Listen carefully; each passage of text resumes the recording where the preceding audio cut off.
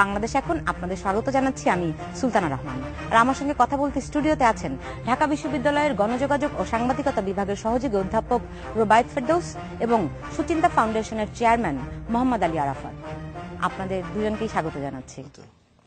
শুরুতেই শুনছিলেন কতগুলি প্রশ্ন। আসলে একটি সংবাদ সম্মেলন থেকে যদি এত প্রশ্নের জন্ম দেয়, তাহলে কি সেই সংবাদ সম্মেলনটি সঠিক ছিল? জনাব রুবায়েত ফেরদৌস, আপনি সাংবাদিকতার শিক্ষক, ছাত্রও ছিলেন। আপনার কাছে কি মনে হয় যে একটি সংবাদ সম্মেলন অনেক প্রশ্নের উত্তর দেবে, সেখান থেকে যদি অনেক প্রশ্নের জন্ম হয়, তাহলে সেটিকে কি ধরনের সংবাদ সম্মেলন বলা যায়? আমি জানি না আপনি সংবাদ সম্মেলনটি দেখেছেন কিনা। আমি দেখিনি, কিন্তু প্রশ্ন থাকা তো ভালো। প্রশ্নহীন সমাজ মানে একটা মৃত সমাজ, তো প্রশ্ন থাকতে হবে। অনেক সময় প্রশ্নের ভেতরেই কিন্তু উত্তরে ইঙ্গিত খুঁজে পাওয়া যায়। সবসময় যে উত্তর দিতে হয় ব্যাপারটি এরকম না। কাজে প্রশ্ন বেশি হয়েছে তার মানে সংবাদ সম্মেলন ব্যর্থ হয়েছে, আমি এরকম মনে করি না। বরং এই প্রশ্নগুলো ধরেই আসলে আমাদেরকে অনেক দূর বিশ্লেষণের জায়গা কিন্তু বিস্তৃত করে দিচ্ছে। কাজে আমি এই পর্যন্ত বলে থামি যে আসলে প্রশ্ন করার মধ্যে কোনো দোষ নাই। অনেক প্রশ্ন, অনেক উত্তর, অনেক চিন্তা, অনেক ইঙ্গিত বহন করে, সেটা বরং ভালো আমার জন্য মনে হয়েছে। প্রশ্ন করা এক জিনিস, আর প্রশ্নের জন্ম দেয়া, যেখানে একটি ঘটনা ঘটেছে 28 দিন হয়ে গেছে, 28 দিন পরে বলা হচ্ছে যে এরকম তারা এই হত্যাকাণ্ডে 3 জন সরাসরি সংশ্লিষ্ট ছিলেন এবং স্বীকারোক্তিমূলক জবানবন্দিও একজন কিন্তু দিয়েছেন। তারপরে একজন কথিত বড় ভাইয়ের কথা বলা হয়েছে, যার নির্দেশে তারা এই ইতালীয় নাগরিককে হত্যা করেছে।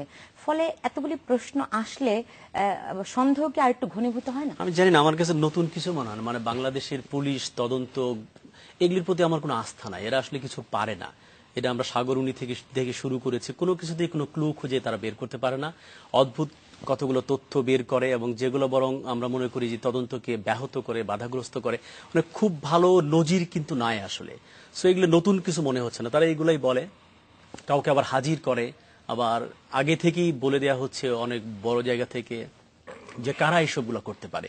কাজে এগুলোর মধ্যে এরকম প্রচুর প্রেস কনফারেন্স হয়েছে, এরকম আলোচনা হয়েছে, প্রচুর প্রশ্নের জন্ম দেওয়া হয়েছে, তদন্ত হয়েছে, তদন্তর ফাঁস কোনোদিন হয় নাই, রিপোর্ট কি হয়েছে, বিচার হয়নি। এগুলো খুবই বাংলাদেশের খুবই সাধারণ সংস্কৃতির অংশ হিসেবে পরিণত হয়ে গেছে। কাজে এটি চমকে ওঠার মতো কিছু না। আমাদের পুলিশ কি রুবায়েত ফেরদৌস যেমনটা বলছেন আসলে অত অদক্ষ? 16 কোটি মানুষের এই দেশে যদি আপনি সারা বিশ্বের অপরাধের এক একটি দেশের ধরনের সঙ্গে তুলনা করেন, এতটা ঢালাওভাবে কি বলা যায়? না, একটা জিনিস হচ্ছে যে বাংলাদেশের টোটাল পপুলেশন যদি চিন্তা করেন, তো সবচেয়ে ডেন্সলি পপুলেটেড একটা কান্ট্রি। আপনি মানে এক একজন পুলিশ কতজন মানুষকে, মানে আপনার এটা কি বলে, পার ক্যাপিটা একটা আছে, পার মানে মাথাপিছু কতজন নিরাপত্তার, সেটা যদি চিন্তা করেন, আপনার উন্নত বিশ্ব তো বাদ দেন, ইন্ডিয়া পাকিস্তানের চাইতেও আমাদের অবস্থা কিন্তু করুন। তারপরে আপনার এই পুলিশ এন্টায়ার প্রশাসনের মধ্যে তাদের রিক্রুটমেন্ট, নিয়োগ থেকে শুরু করে বিভিন্ন পর্যায়ে ট্রেডিশনালি এবং কালচারালি এবং হিস্টোরিক্যালি আমরা যেটা জানি, সবকিছু নিয়ে কিন্তু কিছু সমস্যা আছে। অ্যাট দ্য সেম টাইম দক্ষতার অভাব অবশ্যই আছে, অ্যান্ড রিসোর্সের অভাব আছে। রিসোর্স কিন্তু একটা খুব ইম্পর্টেন্ট জিনিস। আপনার দক্ষতা বাড়ানোর ক্ষেত্রে বলেন, পারফরমেন্সের সাথে ডিরেক্টলি কোরিলেটেড। রিসোর্সের উপর ডিপেন্ড করে তার টেকনোলজিক্যাল নো হাউ কি আছে, ইকুইপমেন্টস অ্যান্ড লেটেস্ট এগুলো পাচ্ছে কিনা।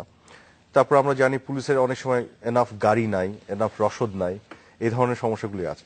সবকিছু যদি বিবেচনায় নেই, আমি বলবো পুলিশের পারফরমেন্সের ক্ষেত্রে যেমন সমালোচনার অনেকগুলো দিক আছে, আবার আমি অনেক ক্ষেত্রে তাদেরকে সফল হতেও দেখেছি এত সীমাবদ্ধতার মধ্যে, সেটাও আমি বলবো। কিছু কিছু ক্ষেত্রে আমরা দেখি হ্যাঁ ব্যর্থতা, যেমন কিছু হাই প্রোফাইল এবং প্রচন্ডভাবে হাইলাইটেড হয়েছে গণমাধ্যমে, এরকম কিছু কেস, সাগরুনির কথা মেনশন করলেন, এখানে একটা বিশাল ব্যর্থতা চিত্র আমরা দেখছি।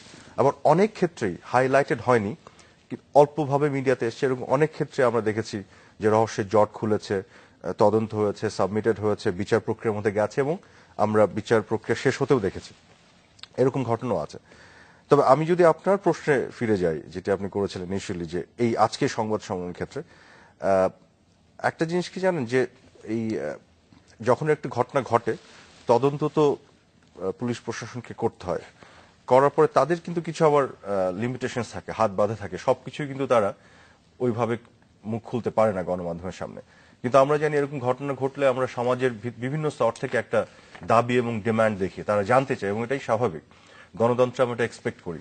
But at the same time এখানে ব্যালেন্সের ব্যাপারটা হচ্ছে কি, তদন্তের স্বার্থে আবার ক্ষেত্র বিশেষে কিছু জিনিস বলাও যায় না। তো আমি মনে করি যে এই যে দাবি এবং চাহিদাটা সমাজে আছে, তার প্রেক্ষিতে তারা হয়তো এই সংবাদ সম্মেলনটি করেছেন। দাবি এবং চাহিদার ভিত্তিতে আপনার কাছে তথ্য, সুনির্দিষ্ট তথ্য না থাকলেও আপনি কি বলবেন ঘটনাটি এটি ঘটেছে বা একটা ওরকম একটা ইঙ্গিত দিবেন? আপনার কাছে সুনির্দিষ্ট তথ্য নাই। না, জিনিসটি যেটা হচ্ছে কি, সুনির্দিষ্ট তথ্য আপনার কাছে হয়তো আছে, আপনার কাছে নাই সেটি না, কিন্তু আপনি বলছেন না এই মুহূর্তে। না, আপনি বলছেন যে দাবি এবং চাহিদা রয়েছে, ব্যাপারটা কি তথ্য কি এরকম দাবি এবং চাহিদা? জিনিসটা হচ্ছে যে যেহেতু একটা দাবি এবং চাহিদা আছে, এই জন্য আপনি অ্যাজ অফ নাও যতটুকু আপনি জানেন ততটুকু আপনি বলার চেষ্টা করেন। জানেন নাকি ধারণা করেন? পারসেপশন। মানে এটার উত্তর আমি কিভাবে দিব? ওরা তো এটা বলেনি যে এটা তাদের পারসেপশন। তারা যতটুকু জেনেছে ততটুকু তারা জানিয়েছে, আপডেট করার চেষ্টা করেছে। এবং আপনি যদি পূর্ণাঙ্গ তদন্ত শেষ হয়ে পূর্ণাঙ্গ তথ্য যখন তাদের হাতে আসবে এবং থাকবে, তখনই আপনি পুরোটা জানবেন এবং তখন আর ফার্দার কোনো কোয়েশ্চেন রেইজ হবে না।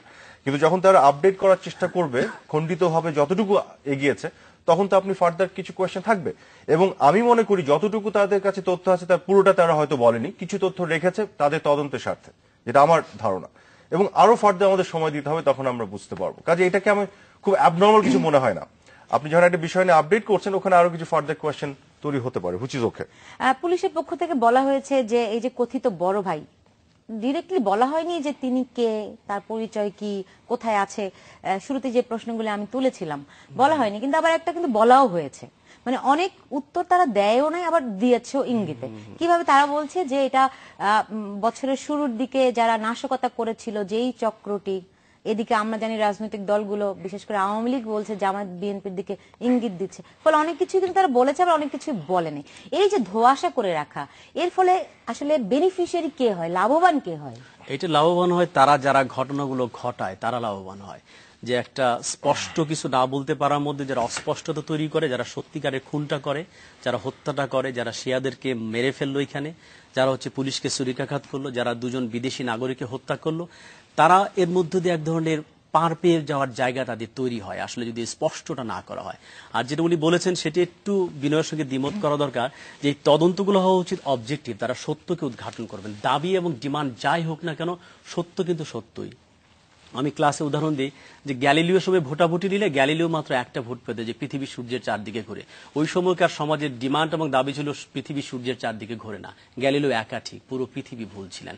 That is the power of truth, that is the beauty of truth. কাজে সত্যটা উদ্ঘাটন করতে হবে, দাবি বা ডিমান্ড যাই হোক না কেন। না না, আমি দাবি এবং ডিমান্ড অনেক, তারা যদি তথ্য না পায় তারা কিন্তু বলবে না। না না না, আপনি আমার কথাটা আমি যেটা এভাবে বলতে চাই, আমি তাহলে ক্লারিফাই করি। অবশ্যই অবশ্যই আমি এটা বলিনি। আমি যেটা বলেছি যে ডিমান্ডটা যেটা হচ্ছে যে আমরা জানতে চাই তাদের কাছে কি তথ্য আছে, তখন তারা যেটা করে যতটুকু তারা তথ্য পেয়েছে তার ভিত্তিতে অল্প অল্প করে জানানোর চেষ্টা করে, কিছুটা আপডেট করার চেষ্টা করে যতটুকু আছে অ্যাজ অফ নাও। আবার এটা ডেমোক্রেসির প্রতি আমি বলবো এক ধরনের সম্মান প্রদর্শন করে। তারা হয়তো আরো ধরেন 6 মাস সময় নিয়ে আরো পূর্ণাঙ্গ তথ্য পাওয়ার পর জানাতে পারতো। এখন হয়তো তাদের কাছে 10% ইনফরমেশন আছে, তারা চিন্তা করছে অতটুকুই যতটুকু জানানো যায় জানায়, এই দাবির প্রেক্ষিতে তারা। এটা কিন্তু অসত্য বলার উদ্দেশ্য নিয়ে না, এখানে অবজেক্টিভিটি। আমরা দেখেছি কি এরকম অনেক ঘটনা দেখেছি, 7 দিন পরে একরকম বলে, 12 দিন পরে আরেক রকম বলে, 20 দিন পরে ডিফারেন্ট ওয়েতে বলে। পুলিশের এই জায়গাগুলো কিন্তু আমরা জানি, সেইটাও কি দাবি ও ডিমান্ড কিনা জনগণের, এক একবার এক এক রকম কি আমরা শুনতে চাই?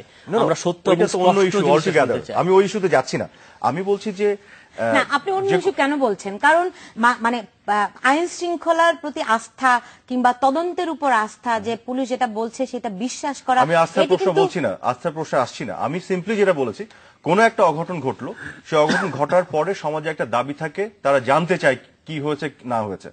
যারা এটা নিরসনের দায়িত্বে থাকে, উদ্ঘাটনের দায়িত্বে থাকে, তারা পূর্ণাঙ্গ উদ্ঘাটন করতে হয়তো তাদের 6 মাস লাগতে পারে, কিন্তু তারা তখন এই দাবির প্রেক্ষিতে চেষ্টা করে যতটুকু তারা পেয়েছে ততটুকু জানানোর চেষ্টা করে। এই জানানোর চেষ্টা করার মধ্যে অন্যায়ের কি আছে এটা আমি বুঝতে পারছি না। সেই দাবির পক্ষে তারা বলে যে 48 ঘন্টার মধ্যে অ্যারেস্ট করা হবে, সেই দাবি তারা বলে 72 ঘন্টার মধ্যে করা হবে। 72 মাস পার হয়ে যায়, আমরা কখনো সেটা গ্রেপ্তার হতে দেখি না। আস্থাহীনর জায়গাটা সেখানেই তৈরি হয়। এখন পুলিশের পক্ষ থেকে বলা হয় কোন কোন ঘটনা তদন্তে সময় লাগতে পারে, কোনটা খুব দ্রুত উদ্ঘাটিত হয়। আপনি যদি মানুষের পারসেপশন বিশ্বাস করেন, পুলিশের তদন্তের প্রতি মানুষের আস্থা নাই আসলে। কেন নাই? আসলেও নাই কিনা? এই পুলিশের নিয়োগ, পুলিশের দুর্নীতি সব মিলে অনেক। যে আমি বলছিলাম যে আপনি দেখেন যে 4 জন চারজনকে গণমাধ্যমের সামনে হাজির করা হলো, অনেক টেলিভিশন চ্যানেল ইন্ডিপেন্ডেন্ট সহ লাইভ করেছে। আপনি বলছেন তারা ভাড়াটে খুনি, কিন্তু কি তাদের নামও বলেছেন, কিন্তু পরিচয় কোথায়, ঠিকানা কোথায়, এগুলি বলতে অসুবিধা কোথায়? অসুবিধার কথা, বড় ভাই নামে একটা অদ্ভুত শব্দ কিংবা বাক্য বন্ধনী তারা বের করেছে, এটা বরং আরো অস্পষ্টতাকে বাড়িয়ে দিয়েছে। আমাদের পুলিশের যে ইন্টারোগেশনের সিস্টেমটা খুবই প্রাচীন এবং মানধাতার আমলে, এখনো তারা পিটিএ বের করে। এই যে কত রকমের যে সাইকোলজিক্যাল থেরাপি আছে, মনস্তাত্ত্বিক ইন্টারোগেশন করা যায়, সেই ট্রেনিংটাই আমাদের পুলিশের মধ্যে না। এখন রিমান্ডে মানুষকে ন্যাংটো করে, তো মানুষের শরীরে 206টা হাড় থাকে, ন্যাংটো করে আর কি দেখতে চায় আমি জানি না। মানে বললাম না, সেই পুরনো ব্রিটিশ কলোনিয়াল হ্যাংওভার থেকে আমাদের পুলিশটা এখনো বেরোতে পারেনি। অনেক আধুনিক স্মার্ট প্রশিক্ষণ কিন্তু পুরো পৃথিবী জুড়ে হচ্ছে, সেখান থেকে দূরে এখনো তারা লাঠি পেটানো এর মধ্যে আটকা পড়ে আছে। বলা জানি না এই প্রশিক্ষণ, দৃষ্টিভঙ্গি এইসব মিলে এরকম একটা অস্পষ্টতা তারা বরং তৈরি করে। স্পষ্ট তো হয়ই না, অস্পষ্ট হয় এবং 10 দিন পরে আরেক তথ্য দেয়, যে এটাকে দেখবেন যে একটা স্ববিরোধিতা জায়গায় নিয়ে যাচ্ছে। এই করে কিন্তু পুরো পুলিশ প্রতি মানুষের আস্থাহীনতা এমনিতেই তৈরি হয় নাই, দিনের পর দিন এর মধ্য দিয়ে এটা তৈরি হয়েছে। পুলিশের নিয়োগ নিয়ে সমস্যা আছে। একটা বিশেষ জেলার পুলিশরা কেন বেশি সুবিধা পাচ্ছে সেটা খুবই আলোচিত এবং বিতর্কিত, সেটা কোনো সমাধান হচ্ছে না। এদের চাকরির ক্ষেত্রে দুর্নীতি করে ঢোকানো হচ্ছে। সো এই যে প্রথমে যে টাকা দিয়ে চাকরিতে ঢুকে তার মাথা তো তখনই ভেঙে যায়। তার কাছ থেকে একটা সুষ্ঠু তদন্ত, সত্যের উদ্ঘাটন, এই আশা করাটাই আমার যে মনে হয় বাতুলতা। আমি আশা করি না আসলে। বিশ্বাস করেন, এই রাষ্ট্রে কারো নিরাপত্তা নাই, একমাত্র মাননীয় প্রধানমন্ত্রী ছাড়া কারো নিরাপত্তা নাই। আমি দায়িত্ব নিয়ে বলছি, মহামান্য রাষ্ট্রপতি নিরাপত্তার মধ্যেও ফাঁক থাকে, আমাদের কারো কোনো নিরাপত্তা নাই। আমরা আমাদের মধ্যে থাকি কিংবা বাঁচি, এইরকম জায়গায় চলে গেছে। একমাত্র মাননীয় প্রধানমন্ত্রী নিরাপত্তা দেওয়া হয়, আর কারো কোনো নিরাপত্তা নাই।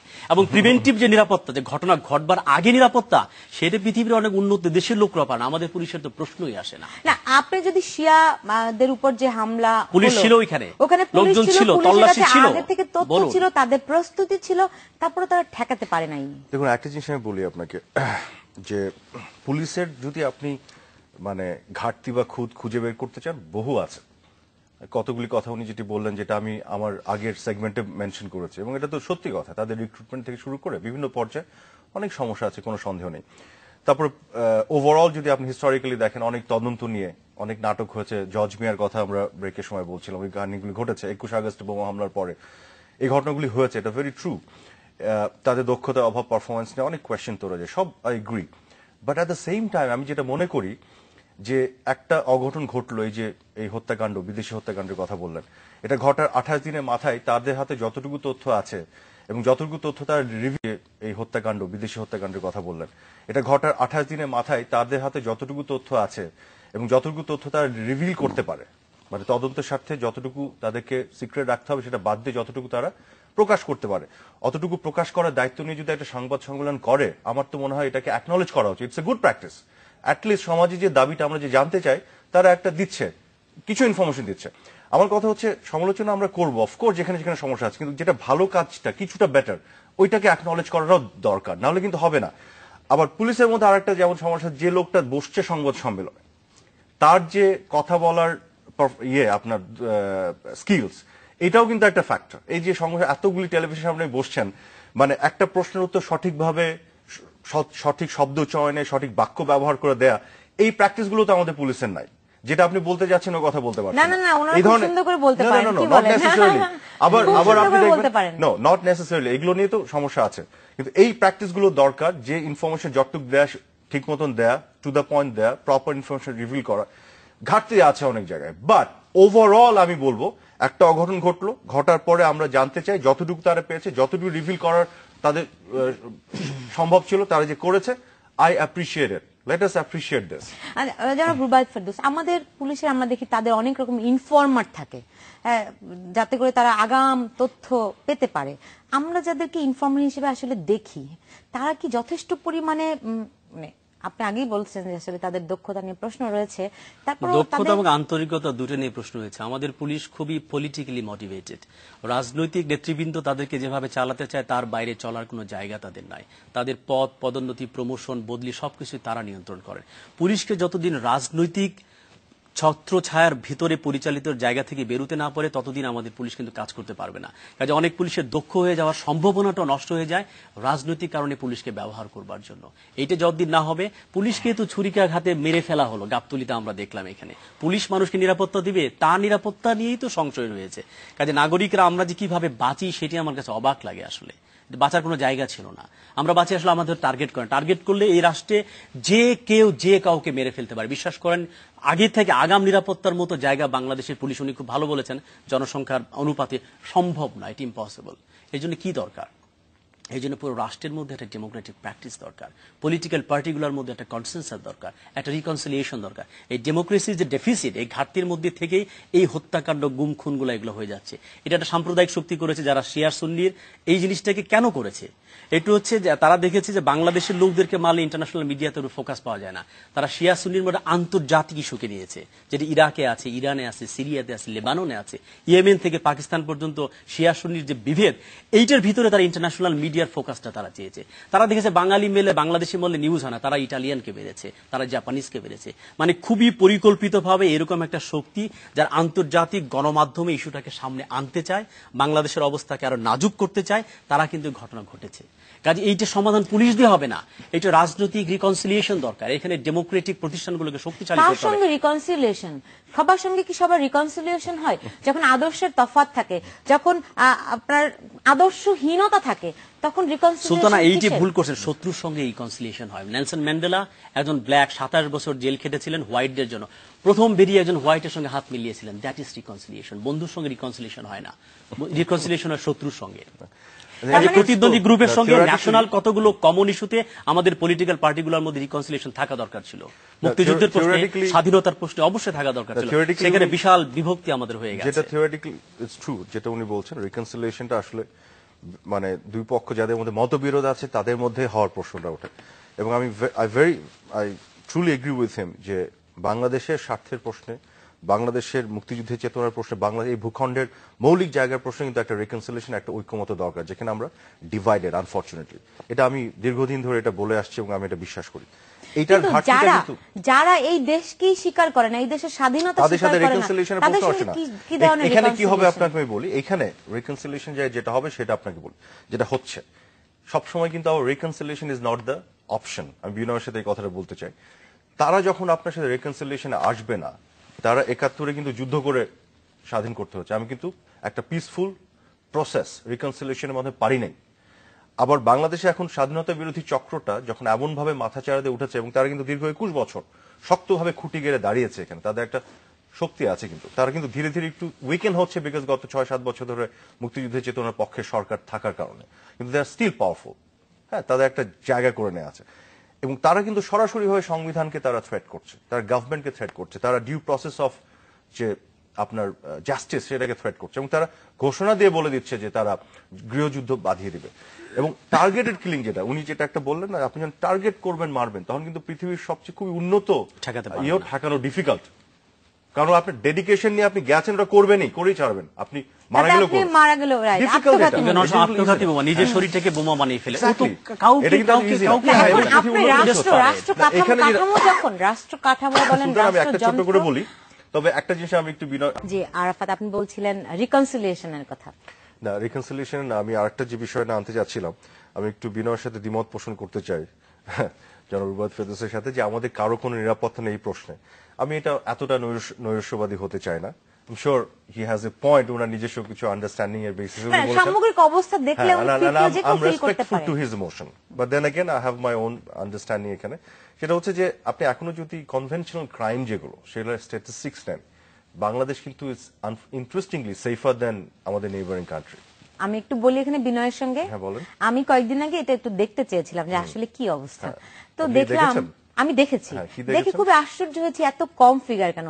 দেন আমি একটু ফার্দার কতগুলি কোয়ারিজ করলাম, করে দেখলাম যে আসলে ম্যাক্সিমাম এখন মনে করেন মামলা না হলে তো আপনি ওই ফিগারটা পাবেন না, রিপোর্টেড না হলে। সো এখন মামলাই বেশিরভাগ যদি না হয়, তাহলে আপনি ফিগার পাবেন কিভাবে করে? সেই ফিগার সঠিক কিভাবে করে হবে? Let me tell you this, এই প্রশ্নটাও আমি জানি, I know about this fact also, কিন্তু that is true for other countries also। এই জন্য আমি নেইবারিং কান্ট্রিগুলির কথা উল্লেখ করেছি। মানে আপনি ইন্ডিয়া, পাকিস্তান, নেপাল, ভুটান বা শ্রীলঙ্কায় চলে যান, খুব আলাদা কিছু সিচুয়েশন না। ইন্ডিয়াতে পুলিশের মধ্যে করাপশন যে কি পরিমাণ, আমি নিজে I lived in that country for some Times, I know this, এই জন্য আমি বলছি আর কি। তো ওইটাকে আপনি ফ্যাক্টর আউট করে দেখতে হবে, সেই তুলনায় আমি বলছি। কিন্তু আমাদের যে ক্রাইমটা আমাদেরকে এখন ভাবিয়ে তুলছে, সেটা কিন্তু কনভেনশনাল ক্রাইম না, এগুলো টার্গেটেড কিলিং। এটার মধ্যে রাজনীতি আছে, এটার মধ্যে এক্সট্রিমিজম আছে।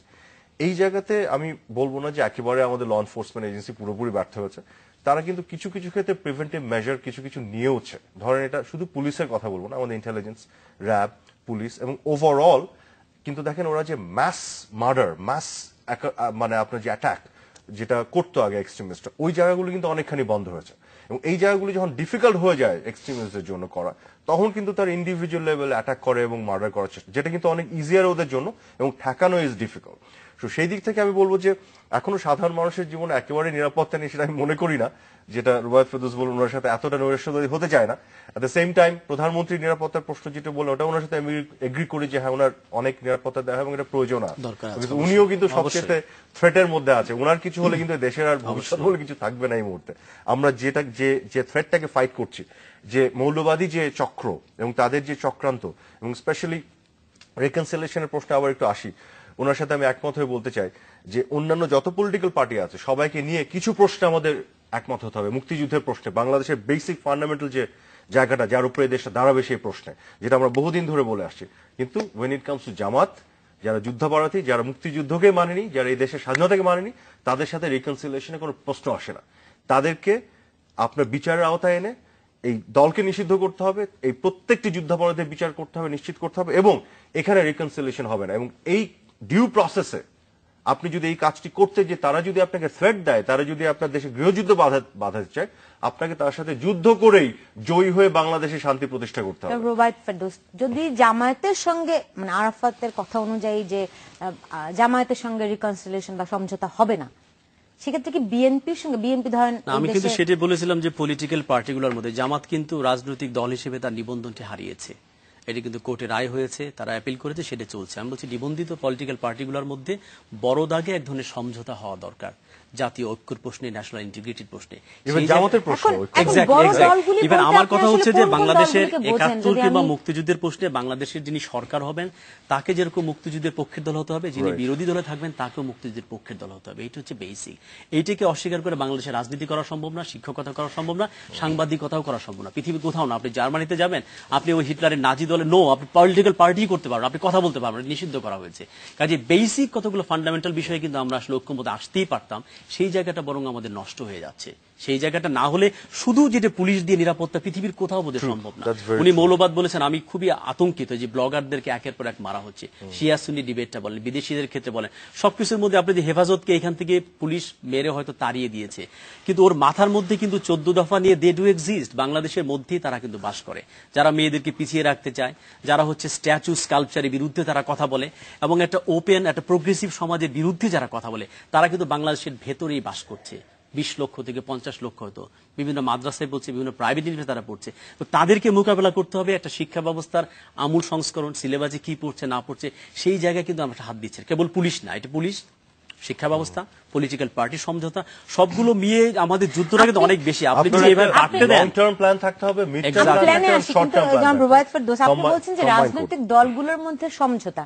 এখন বিএনপি কে বাদ দিয়ে আপনি কি রাজনৈতিক দলগুলোর মধ্যে সমঝোতা করে রিকনসিলিয়েশনে যেতে পারবেন? না, বিএনপি বাদ দিচ্ছেন কেন? কেন বাদ দিবেন? কারণ বিএনপির সঙ্গে জামায়াতের সংশ্লিষ্টতা আছে, বিএনপির সাথে তো সমঝোতা করতে হবে। এক্স্যাক্টলি, সেটা উনি ভালো বলেছে যে বিএনপি এবং আওয়ামী লীগ মিলে জামাতের ব্যাপারেও একটা সিদ্ধান্ত তাদেরকে নিতে হবে। সিদ্ধান্ত নিতে পারলে অনেক দূর এগিয়ে যাব। কেন সেই সিদ্ধান্ত নিতে পারছেন? আজকে এক বছরের বেশি সময় হয়ে গেছে। আওয়ামী লীগ কেন পারছে না, বিএনপি কেন পারছে না, আওয়ামী লীগ বা বিএনপি কেন পারছে না, সেই উত্তর হয়তো আমি দিতে পারবো না, উনিও পারবেন কিনা জানি না।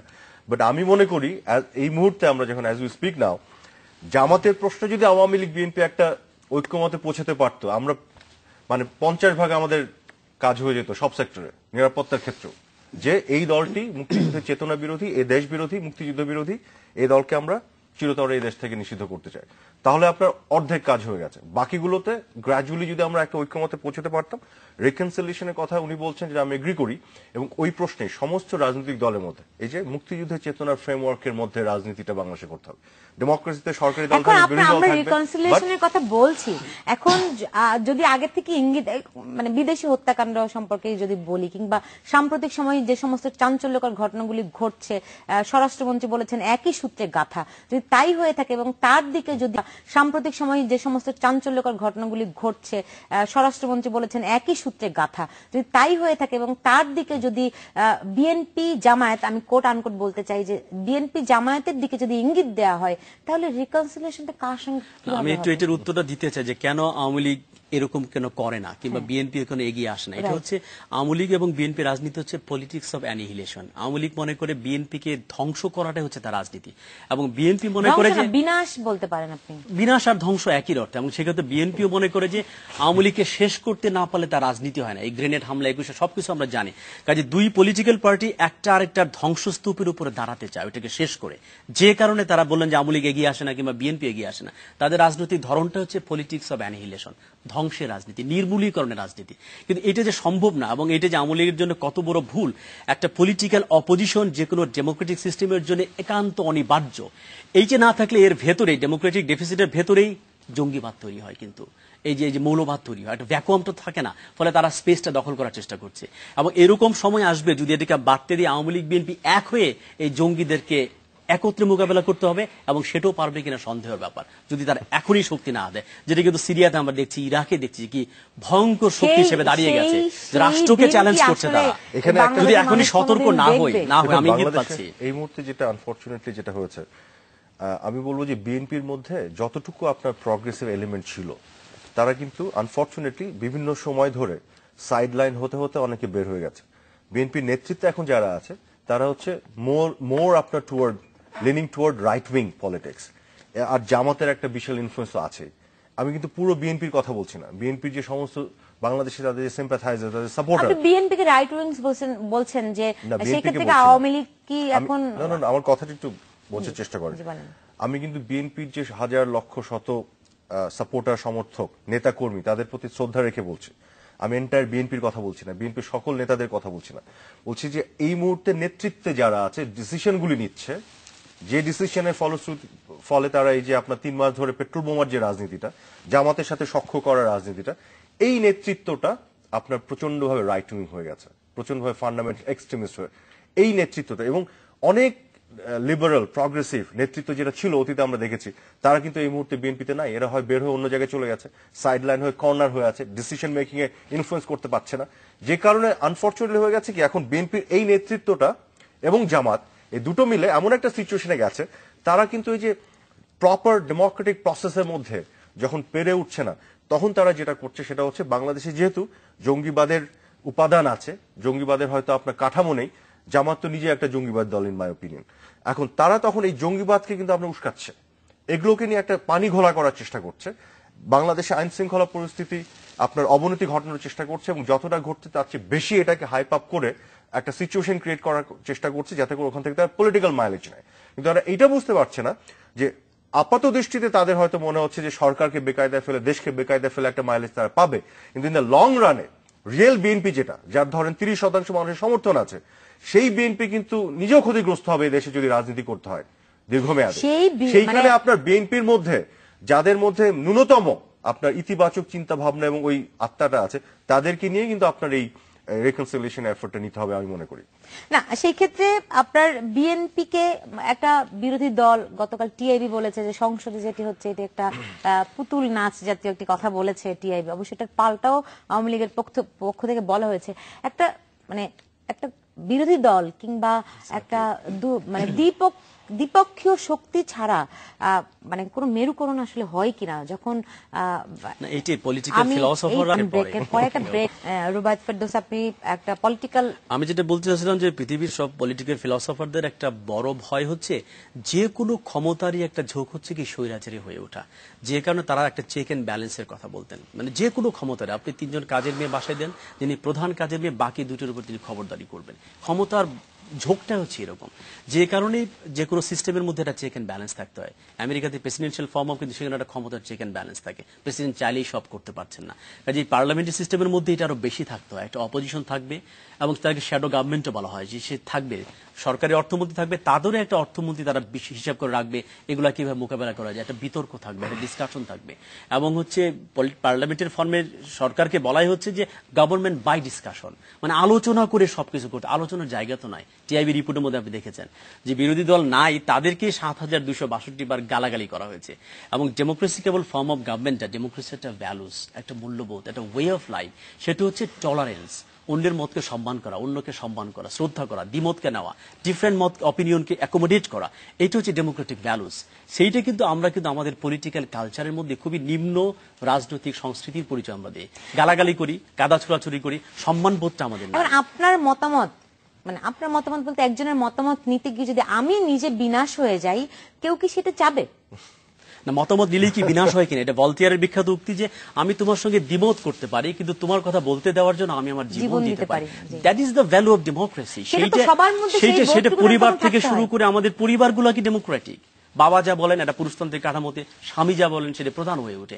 তারা মিলিয়ে তো আসলে রাষ্ট্র হয়, পার্লামেন্ট হয়, সোসাইটি হয়। কিন্তু সমাজের মধ্যে, শিক্ষা ব্যবস্থার মধ্যে একটা ডেমোক্রেটিক ভ্যালুসের উদ্বোধন যদি না করতে পারি, যদি উন্মেষ ঘটাতে না পারি, তাহলে এই রাষ্ট্রীয় পর্যায়ে গণতান্ত্রিক মূল্যবোধ বেশি দূর যাবে না, হোঁচট খাবে। কিন্তু কাজে আমাদের ইয়েটা কিন্তু অনেক বড় বড়। আপনি যেই একেবারেই আদর্শিক মূল্যবোধের কথা বলছেন, সেটি কি আসলে বিশ্বব্যাপী কোথাও তেমন ভাবে কি আছে?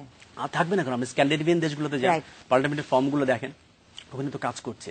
সবগুলো রাষ্ট্রের মধ্যে, যেমন ইউরোপিয়ান রাষ্ট্রগুলোর মধ্যে চেক অ্যান্ড ব্যালেন্স কিন্তু এক ধরনের থাকে।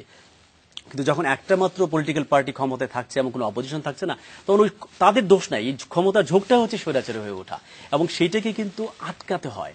না আটকালে ওই সরকারের জন্য এটা আত্মঘাতী হয়ে যাবে পুরো ব্যাপারটা। আমাদের বাংলাদেশ এখন এই আপনি জানেন যে ছোট্ট উদাহরণ দেই, আপনার এই কথার সঙ্গে মিল রেখে একজন কমেন্ট করেছে যে দেশে যখন একতন্ত্র চলে তখন এমনিতেই বিভিন্ন ধরনের অপরাধ সৃষ্টি হয়, তখন দেশ ও দেশের বাইরে রাজনীতি চলতে থাকে। আওয়ামী লীগকে বুঝতে হবে একা বাঁচা সম্ভব না, বিশ্ব রাজনীতির সঙ্গে তাল মিলিয়ে এই ভ্যাকুয়ামের মধ্যে কিন্তু এগুলো তৈরি হচ্ছে। তার নাম মেঘলা আকাশ নামে সে লিখেছে আর কি। এবার আমি একটা উদাহরণ দিই, গত কয়েক বছরে 20 জন ছাত্রলীগ কর্মী ছাত্রলীগের দ্বারা নিহত হয়েছে। কারণ কি? ছাত্রদল মাঠে নাই। থাকলে তো ওদের নিজেদের কর্মীদেরকে মারতে হতো না, হয়তো ছাত্রদলে কিছু মারা যেত। তার মানে অপোজিশন না থাকার কারণে দেখেন ওই ছাত্রলীগ, যুবলীগ, স্বেচ্ছাসেবক নানান ফর্মের টেন্ডার, চাঁদাবাজি করে ওরাই কিন্তু মারা যাচ্ছে। সো অপোজিশন থাকাটা কত দরকার, ওদের নিজের না হলে আত্মঘাতী হয়ে যাচ্ছে পুরো ব্যাপারটা। না, অপোজিশন তো ডেফিনেটলি একটা ডেমোক্রেসি থাকতে হবে, এটা মানে উই অল আন্ডারস্ট্যান্ড। যেটা হচ্ছে কি যে আপনার ডেমোক্রেসি এমন একটা জিনিস, এটা আপনি প্র্যাকটিস করতে করতে করতে করতে ফাইন টিউন হতে থাকে। আমি মনে করি বাংলাদেশের যে বয়স এবং বাংলাদেশের ডেমোক্রেসির যে বয়স, সেই তুলনায় আমাদের কাছে আমাদের আসলে এর চেয়ে বেটার কিছু এই মুহূর্তে আমি এক্সপেক্ট করি না। আমরা স্বাধীনতা যুদ্ধ করে দেশ স্বাধীন করে 3.5 বছরের মাথায় মানে এই স্বাধীনতার যুদ্ধের যে নেতৃত্বকে পুরো সপরিবারে সমূলে উৎপাটন করলাম। সপরিবার বলছি, ইভেন আমি তাজউদ্দিন আহমেদ সাহেব, সৈয়দ নজরুল ইসলাম সাহেব, সব নেতৃত্বকে ধরে আমি বলছি। তারপরে কি আসলো? সামরিক শাসন আসলো এবং মোটামুটি আপনার দীর্ঘ 16 বছর 17 বছর ধরে থাকলো। এবং এই সামরিক শাসন শুধু আসলো না, এই সামরিক শাসকরা আবার তাদের বিভিন্ন রাজনৈতিক দলে জন্ম দিয়ে গেল। আপনি চিন্তা করে দেখেন, আজকে আনফর্চুনেটলি বাংলাদেশের রিয়ালিটিতে মেইন স্ট্রিম পলিটিক্যাল পার্টি যদি আপনি বলেন, তাহলে কিন্তু আপনার 4টা পলিটিক্যাল পার্টিকে বলা হয়: আওয়ামী লীগ, বিএনপি, জাতীয় পার্টি, এবং যদিও জামাতে ইসলামের নিবন্ধন না এবং এটা নিষিদ্ধের পক্ষে আমরা, কিন্তু জামাতের কথা বলা হয়। এই 4টার মধ্যে আপনি চিন্তা করে দেখেন, জামাতকে দিয়ে শুরু করি, যে হচ্ছে সরাসরি বাংলাদেশ বিরোধী একটি পলিটিক্যাল পার্টি, কিন্তু মেইন স্ট্রিমে পলিটিক্স করছে, আর বাকি দুটো কিন্তু সামরিক শাসন থেকে জন্ম নেয়। তাহলে বাংলাদেশের পলিটিক্সে থাকবে কি করে? আওয়ামী লীগের জন্য আমি মনে করি একটা আনফর্চুনেট রিয়ালিটি, সেও কিন্তু তার মতন আর একটা দল পায়নি যার সাথে সে, যেটা গ্রাসরুট থেকে বেড়ে ওঠে, জন্ম হয়ে বেড়ে ওঠা এবং একটা প্রপার পলিটিক্যাল প্রসেসে বেড়ে ওঠা, যার সাথে সে কম্পিট করবে, প্রতিদ্বন্দ্বিতা করবে, সেটা কিন্তু সে করার সুযোগ পায়নি। আজকে যদি ধরো অন্যান্য বামপন্থী রাজনৈতিক দল যেগুলো আছে, এগুলো যদি মেইন স্ট্রিমে থাকতে পারতো, তো তখন হয় কি, আপনি যখন প্রতিনিয়ত এমন কিছু প্রতিপক্ষের সাথে আপনি প্রতিদ্বন্দ্বিতা করছেন যারা হয়তো একেবারে দেশ বিরোধী, যারা সামরিক শাসন থেকে জন্ম নেয়া দলগুলি হয়তো যে কোনো ভাবেই হোক একটা জনসমর্থন পেয়েছে বা হোয়াটএভার, কিন্তু তার জন্ম এবং বেড়ে ওঠা তো দেখতে হবে। তখন হয় কি, আওয়ামী লীগের মতো একটি দলের মধ্যেও কিন্তু অনেক ধরনের সমস্যা দেখা যায়। এখানে অনেকে কিন্তু আওয়ামী লীগ কি অভিযোগ করে, যখন 75-এ আপনার সবগুলি রাজনৈতিক দল বাতিল করে একেবারে বাকশাল করা হলো, তখন কিন্তু বলা হয় যে রাজনৈতিক দলগুলোকে আসলে ওখান থেকেই তাদের বড় হওয়াটা, রাজনীতির চর্চা করাটা ওখান থেকে বন্ধ করা হয়েছে। ফলে এটা আপনার সাথে আমি দ্বিমত পোষণ করি এই জায়গাতে। সেটা নিয়ে দুই ধরনের মতামত থাকতে পারে। একটা মত থাকতে পারে যে আমাদের পিওর ডেমোক্রেটিক প্রসেসে এগুলো উচিত ছিল, এবং বঙ্গবন্ধু কিন্তু তাই করেছিলেন। এসে উনি যখন সর্বময় ক্ষমতার অধিকারী দেশ স্বাধীন হওয়ার পরে, তখনই তো উনি বলতে পারতেন আমি প্রেসিডেন্ট হয়ে থাকলাম, এক দল এই দল দেশে। উনি করেননি। সারা জীবন উনি কিন্তু ওয়েস্টমিনিস্টার ফর্ম অফ গভর্নমেন্টে বিশ্বাস করেছিলেন। উনি যখন জাতির জনক হয়ে গেলেন, নিজেকে ডিমোট করে প্রধানমন্ত্রী হলেন। আমি বলবো এটা ডিমোশন করে। কেন? ওই যে জিনিসটাতে উনি বিশ্বাস করেছেন সেটাই প্র্যাকটিস শুরু করলেন। কিন্তু এমন একটা অরাজক অবস্থা তৈরি হলো তখন দেশে, যে কোনোভাবেই কোনো কিছু সামলানো যাচ্ছিল না। গোটা দেশ তো ভাঙাচোরা। কোনো সিস্টেম কাজ করছিল না। একটা পর্যায়ে এসে ওনার মনে হয়েছিল, যেহেতু উনি তো একটা টেস্টেড লিডার, উনি তো প্রমাণ দিয়েছেন যে উনি দেশের ভালো চান, উনি তো জাতির জনক হয়েছেন, উনি তখন চিন্তা করেছিলেন বাকশাল ফরম্যাটের মাধ্যমে একটা কিছু করা। আপনি এটা দ্বিমত আমি এটা নিয়ে ওই তর্কে যাচ্ছি না, আমি যেটা বলছি সেটা নিয়ে অনেকে দ্বিমত থাকতে পারে, এবং এটা আমি ইয়ে করব না, মানে ডিসএগ্রি করবো না যে হ্যাঁ এটা ঠিক হয়নি, অন্য করলে ভালো, তো ফাইন, আই এগ্রি। কিন্তু ইন্টেনশন নিয়ে কিন্তু দ্বিমত কারণ নাই যে বঙ্গবন্ধু দেশে ভালো চেয়েছিলেন।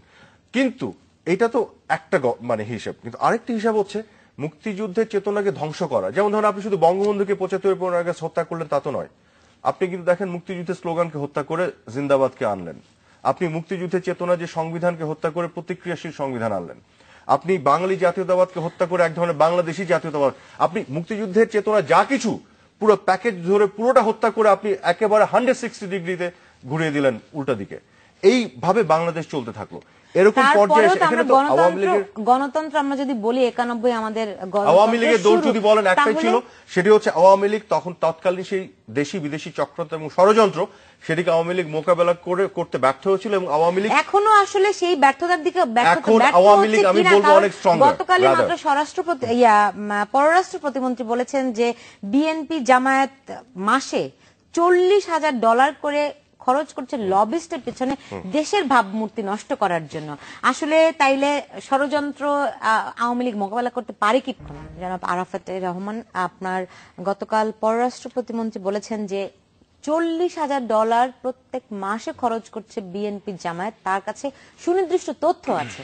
না দেখুন, যেটা হচ্ছে যে জামাত কিন্তু একটি লবিং ফার্ম নিয়োগ করেছিল, এটা আমরা আগেই খবর পেয়েছিলাম, এবং এটা কিন্তু পুরো তথ্য বের হয়ে আসছিল, সেটি জামাত। কিন্তু এখন পররাষ্ট্র প্রতিমন্ত্রী সাহেব যেটা কথা বলেন, এটি বিএনপি নিয়োগ দিয়েছে, এটির নাম হচ্ছে একিন গাম, এই লবিং ফার্মটার নাম, এবং এটা খুবই ইনফ্লুয়েন্সিয়াল পাওয়ারফুল একটা লবিং ফার্ম, যেটা তারা নিয়োগ দিয়েছে। কোন দেশি? আমেরিকান। এবং তাদের ওই যে হেড কে, কারা এটার? না, লবিং ফার্মগুলি তো মানে এটা হেড বলে তো মানে আপনার মানে they have their own heads and all this, and they have access to the American আপনার পার্লামেন্ট, এন্ড এগুলোতে তো অ্যাক্সেস আছে। এখন লবিং আপনি যদি ওদের মানে অ্যাক্সেসটা থাকবে না, তারা লবিং ফার্মগুলোর কাজই তো তাই। আমেরিকাতে লবিংটা কিন্তু একটা লিগ্যাল এন্ড ফ্রেমওয়ার্কের মধ্যে দিয়ে ওরা কাজ করে। লবিং ফার্মগুলির কাজই হচ্ছে they have access to the Congress and House of Representatives এগুলোতে, এবং তারা লবি করে in favour of their client, এবং ক্লায়েন্টরা তাদেরকে নিয়োগ দেয়, এবং বিএনপি ওইভাবে নিয়োগ দিয়েছে সেই লবিং ফার্মটাকে, এবং $40,000 মান্থলি তারা পে করার কথা সেই চুক্তিতে, এবং যেখানে তাদের যে এজেন্ডাগুলি আছে, আমাদের টপ এজেন্ডা হচ্ছে যুদ্ধাপরাধ। মজার ব্যাপার হচ্ছে যুদ্ধাপরাধী মেজরিটি কিন্তু জামাতি, কিন্তু বিএনপির কিন্তু যুদ্ধাপরাধ বিষয়টা টপ এজেন্ডাতে রেখেছে। সালাউদ্দিন কাদের চৌধুরী আছে তাদের নেতা, দ্যাটস দ্য অনলি ওয়ান। এবং এখনো রুবায়েত ফেরদৌস সাহেব বলছিলেন আমাকে যে তাদের স্ট্যান্ডিং কমিটিতে ভদ্রলোক এখনো আছে, after being convicted. So sad, একটা মেইন স্ট্রিম পলিটিক্যাল পার্টি। এই জন্য আমি বলছিলাম যে বিএনপি ইজ ওয়ান থিং, তাদের সিম্প্যাথাইজার সাপোর্টার সবার প্রতি শ্রদ্ধা রেখে বলছি, কিন্তু বিএনপি যে এই মুহূর্তে যে নেতৃত্ব, এরা কিন্তু কোনোভাবেই মনে হচ্ছে না যে এটা বাংলাদেশের মুক্তিযুদ্ধের চেতনা, স্বাধীনতা চেতনার পক্ষের বা মুক্তিযুদ্ধের একটি দল। সমস্যাটি ওখানে হয়ে দাঁড়িয়েছে। বিএনপিকে আপনার রিকনস্ট্রাক্ট করতে হবে। আমি কিন্তু যে অ্যানালাইজেশন যেটা উনি বলছিলেন, ধ্বংস করা, বিনাশ করা, আমি বিএনপিকে বিনাশ করার পক্ষে নই, আমি বিএনপিকে রিকনস্ট্রাক্ট করে শুদ্ধ পরিশুদ্ধ করার পক্ষে, যাতে করে তারা মুক্তিযুদ্ধের চেতনার পক্ষে রাজনীতিটা করতে পারে জামাতের সঙ্গ ছেড়ে। এবং আপনার লবিং ফার্মের কথা একটু ছোট করে বলে নিই, সেখানে তার যে এজেন্ডাগুলি আছে আপনি যদি দেখেন, ভেরি ইন্টারেস্টিং, সবকিছু মোর অর লেস বাংলাদেশের স্বার্থ বিরোধী। তারা এখন সব ধরনের চক্রান্ত করছে, যেভাবেই হোক দেশকে ক্ষতিগ্রস্ত করে হলো তারা ক্ষমতায় যেতে চায়, এবং এগুলো হচ্ছে সব ডকুমেন্টারি এভিডেন্স। আপনি কি ডকুমেন্টসগুলি দেখেছেন বা আপনার কাছে? অফকোর্স, এগুলো তো আপনার রিপোর্টেড হচ্ছে কিছু পত্রিকাতে, আমিও দেখেছি। I can provide you also with some জি, বা এইভাবে These are all public documents, by the way. যুদ্ধাপরাধ, জি, These are all public documents. তারা যখন এই চুক্তিগুলি করে এগুলো কিন্তু পাবলিক করতে হয়, কাজে আপনি কিন্তু you can search it and find out. এই ধরনের লবিস্ট নিয়োগ করার ক্ষেত্রে আমরা আগেও দেখেছি জামায়াতের, বিশেষ করে জামায়াতের নেতাদের, যে তারা তাদের যুদ্ধাপরাধীদের বিচার প্রক্রিয়া আসলে কিভাবে করে তাদেরকে বাদ দেয়া যায়। কিন্তু আমরা তো এটাও শুনলাম যে আওয়ামী লীগের এরকম লবিস্ট নিয়োগ করা আছে, না থাকলে তারা এই তথ্যগুলো বের করলো কোথা থেকে? মানে $40,000 আওয়ামী লীগ তো আরো বেশি ডলার নিয়োগ করে এই তথ্যগুলো বের করে আরো স্মার্ট আর কি বিএনপির চাইতে, তাহলে এই তথ্যগুলো পেত না। এটা অ্যাপ্রিশিয়েট করার মতো যে দেশ বিরোধী এরকম কাজ করে তারা বের করে নিয়ে আসে। আমার কথা হচ্ছে যে, আমার আর্গুমেন্ট হচ্ছে যে এইটা হচ্ছে কেন, মানে বিএনপির একটা নিয়মতান্ত্রিক রাজনীতির জায়গাটা, স্পেসটা নষ্ট হয়ে গেছে। তারা মাঠে আন্দোলন করতে পারছে না, কোনো মিছিল করতে পারছে না। বিএনপির মহাসচিবের বিরুদ্ধে 80টার উপর মামলা আছে, হাজার হাজার নেতা মামলা চলছে। সো বিএনপিকে পার্লামেন্টে রাখাটা খুব দরকার ছিল। একটা রিয়েল অপোজিশন আওয়ামী লীগের জন্য ভালো হতো, আমাদের সবার জন্য ভালো হতো। রাজনীতিতে নির্বাচনে আসতে না চাইলে কিভাবে করে রাখবে? না, সেইটা তো অন্য আলোচনা, সেখানে আমি যাবো না। 5 তারিখের নির্বাচন খুবই বিতর্কিত, পুরো পৃথিবীতে বাংলাদেশে কোথাও এটা গ্রহণযোগ্য হয়নি, এটা আওয়ামী লীগের লোকরাও জানে, তারাও মাঝে মধ্যে স্বীকার করেন। কাজে একটা ইনক্লুসিভ, সবাইকে নিয়ে গ্রহণযোগ্য সুষ্ঠু নির্বাচন যদি করা যেত, সেইখানে আওয়ামী লীগ বিএনপি তারা পার্লামেন্টে শেয়ার করতে পারতেন একটা নিয়মতান্ত্রিক জায়গার মতো। আমি যেটা আগেও বলেছি, এই দুই পার্টিকে এক হয়ে এই জঙ্গিবাদ এবং এই যে আইএস এর মতো যোগজন যখন বাড়বে, আমাদের কিন্তু ঠেকাতে হবে। সেই ব্যাপারে আমি আবার সতর্ক করছি, না হলে এটা হবে না। আমি বলছি হেফাজতকে তাড়িয়ে দিয়েছি, হেফাজত কিন্তু বাংলাদেশে এক্সিস্ট করে। এখানে জামাতের মুজাহিদিন বলেন, এরা কিন্তু আইএস মানে কিন্তু সিরিয়ায় যে যুদ্ধ করতে হবে না, আইএস এর ইডিওলজিক্যাল মতাদর্শের লোকরা বাংলাদেশে যে কারণে একটা নিয়মতান্ত্রিক রাজনীতির মধ্যে আনতে হবে। একপাক্ষিক পলিটিক্স এনে করা যাবে না, পার্লামেন্টের ক্ষমতার চেক এন্ড ব্যালেন্স আনতে হবে, পুরো শিক্ষা ব্যবস্থা একটা সেকুলার জায়গা নির্মাণ করতে হবে, না হলে হবে না। এটা আপনি যে দীর্ঘমেয়াদী লড়াই, একদিনে না। আদর্শের কথা বলছেন, যে মৌলবাদী চিন্তার কথা বলছেন,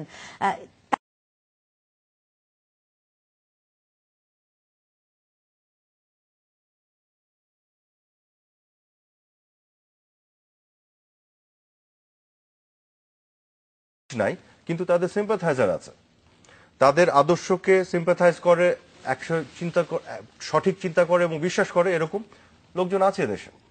কাজে তারা আছেও, এবং এই অর্গানাইজেশনগুলি কিন্তু একটা নিউরাল নেটওয়ার্কের মতন কাজ করে। এরা কিন্তু এদের আসলে ওই ব্রাঞ্চ লাগে না। তারা একজনকে নাস্তিক ঘোষণা করে হত্যা করার হুমকি দিয়ে দিবে বা হত্যা করতে বলবে, অটোমেটিকলি এখান থেকে 5 জন দাঁড়িয়ে যাবে, তাদেরকে সিম্পাথাইজ করে নিজের মতন করে প্রিপারেশন নিয়ে ওটা এক্সিকিউট করে চলে আসবে। তাদের সাথে কোনো যোগাযোগই নাই। কাজে this is how they operate, you have to understand. এই জন্য আমি বলি যে এরা নাই, আবার এরা আছে। কাঠামো এদের নেই, কিন্তু এদের সিম্পাথাইজার আছে। এবং এটা মোকাবেলা করা রুবায়েত ফেরদৌস যে আশঙ্কার কথা বলছেন, এখানে দুটো জিনিস আছে, বিপদ দেখছেন, দুটো জিনিস আছে। উনি যেভাবে বলছেন সেটার সাথে আমি একমত, but if that fails then how you have to do it, সেখানে আমি সেকেন্ডারি এটাতে আসি, মানে কন্টিনজেন্সি প্ল্যানে আসি। খুব সংক্ষেপে, ছোট্ট করে বলে দিই, এইখানে আপনার সবাইকে ঐক্যবদ্ধ হওয়ার কোনো আপনার বিকল্প নেই। কিন্তু আপনি আবার যেটা একটা চমৎকার করে বলছেন, যদি কেউ না আসে, বিএনপি, আমি বিশ্বাস করি না বিএনপি যত 30% মানুষ যদি বিএনপিকে সাপোর্ট করে, এই মানুষগুলি কি চায় বাংলাদেশ জঙ্গিবাদী দেশ হোক? এরা তো চায় না। কাজে বিএনপি আসলে যেটা, বিএনপি যে অন্তরাত্মা, এই মানুষগুলি সমর্থন, এরা তো এর বিপক্ষে নয়। কিন্তু বিএনপির নেতৃত্ব, যারা জামাতের কাছে কুক্ষিগত হয়ে গেছে, যারা আজকে এই জঙ্গিবাদকে বাতাস দিচ্ছে, যারা তাদেরকে প্রশ্রয় দিচ্ছে, মোটিভেট করছে, উস্কাচ্ছে, ইনস্টিগেট করছে বাংলাদেশকে ডিস্টেবিলাইজ করতে, আপনার এদেরকে দল ধরে বাংলাদেশ থেকে বিতাড়িত করতে হবে, এবং এইখানে ইউনিটি দরকার আমি মনে করি। নিশ্চয়ই রাজনৈতিক দলগুলো আসলে সেই ঐক্যের কথা ভাববে, সেই সমঝোতার কথা ভাববে। আমরা আসলে এমনটা প্রত্যাশা করা ছাড়া আমাদের আর কোনো বিকল্পও নাই। আপনাদের দুজনকে অনেক ধন্যবাদ আমাদের স্টুডিওতে আসার জন্য। দর্শক, আপনাদেরকে অনেক ধন্যবাদ আমাদের